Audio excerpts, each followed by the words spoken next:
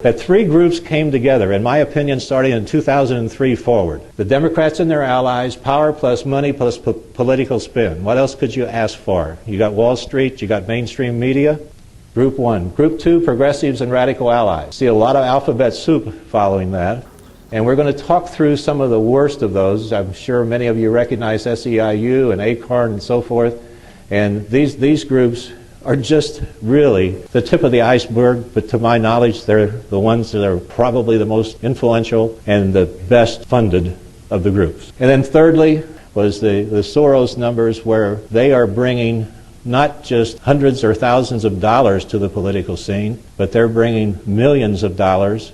And to me, it's staggering to think in 2004 Move On could bring 300 million, and that the Democracy Alliance could do 500 million, and there's many more other groups that are working in the same vein.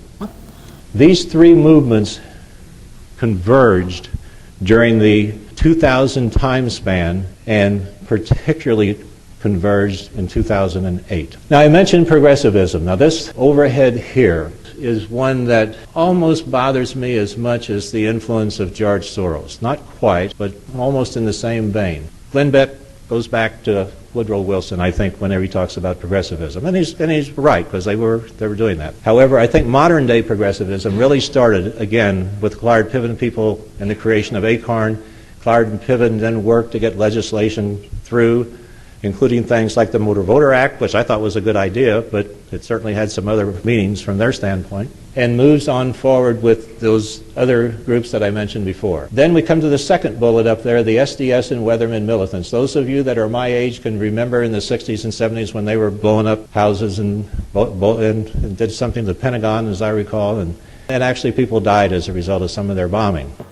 The third group, the Congressional Progressive Caucus. Now, I put those all together because I'm going to link them here just in a minute, because there is a direct tie between all of these groups that I put up here. The fourth group is a think tank for the progressives called the Institute for Policy Studies. And I put in parentheses there is a 55-minute video that they put online right after the 2008 election, where they talk about their agenda, which is an equality without any regard for achievement agenda. One of the individuals says what we have to do is not just talk about wiping out poverty, we have to bring the bottom up while we bring the top down. And that group has been a think tank that's been in place since 1963. Now, I want to link those together with another group called the MDS. This is a relatively new group as well, and this is why I date a lot of things to 2003. The MDS, like the SDS, is also something for a democratic society, movement for a democratic society. Now, the link there is that many of the MDS, many of their board members, are old SDS and Weatherman people from the 60s and 70s, including people like Bill Ayers, and Bernadine Dorn is, in fact, on their board, who's Bill Ayers' wife. In addition, on the MDS board are two other groups. In fact, this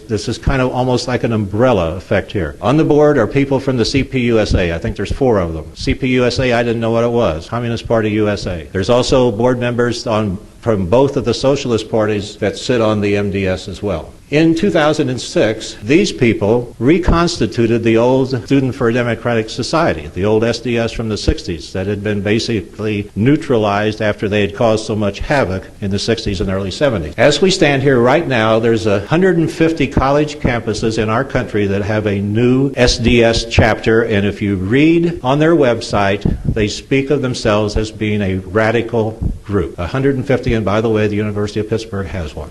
The last group up there, and then I'm going to link just a little bit, PFO, which I had never heard of either, was founded by board members from the Institute for Policy Studies and for the movement from the Democrat Society. And PFO stands for Progressives for Obama. And this was a group that pushed Obama heavily over Hillary in the primary. Obama was viewed as a better candidate by this group that was made up of people from the Institute for Policy Studies and Movement for a Democrat Society. Now, the linkage there to the Congressional Progressive Caucus is directly from the Institute for Policy Studies to the Congressional Caucus. On the 55-minute video, the director of the 83-person Congressional Progressive Caucus is in the room with them while they're celebrating the election victory and reporting specifically on how many new seats that they had added to the progressive total, and then they were celebrating that they could be now a power bloc in the U.S. House of Representatives, not to the Republicans, but to the Democrats. In many respects, I believe, without any question, these people fully intend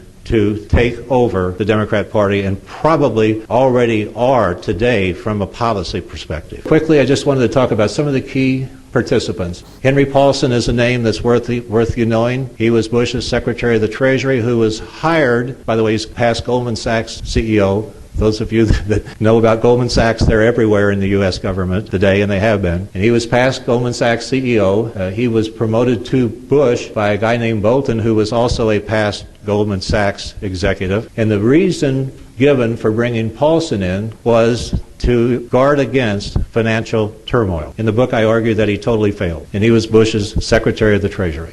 Tim Geithner, who was the New York Fed chief, as I talked before, and was a part of the Lehman and the Bear Stearns decisions, became the Secretary of the Treasury for Obama. But here was a person that was involved in causing or letting Lehman Brothers go down, causing AIG to go down, leading to a financial crisis, who was half of the decision-making team, who within a matter of, 6 weeks or 7 weeks was the Secretary of Treasury for the President-elect. Ben Bernanke is a key guy, although we don't focus on him as much, but one of the interesting things about him is that he disappeared and stayed in Washington, D.C. whenever Lehman Brothers went down, supposedly, according to what I read, to handle any kind of international discontent that might occur. So he must have known something was going to occur to prompt him to stay in Washington, D.C. Soros, I need to say no more. Barack Obama originally was not an individual that I even expected to talk about when I decided to publish a book. When you talk about dots, every dot seemed to be leading to one of two people, either Obama or Soros. So Chapter 19 was added for the purposes of talking about Obama's role, and frankly, he had more to do with the demise of Fannie and Freddie himself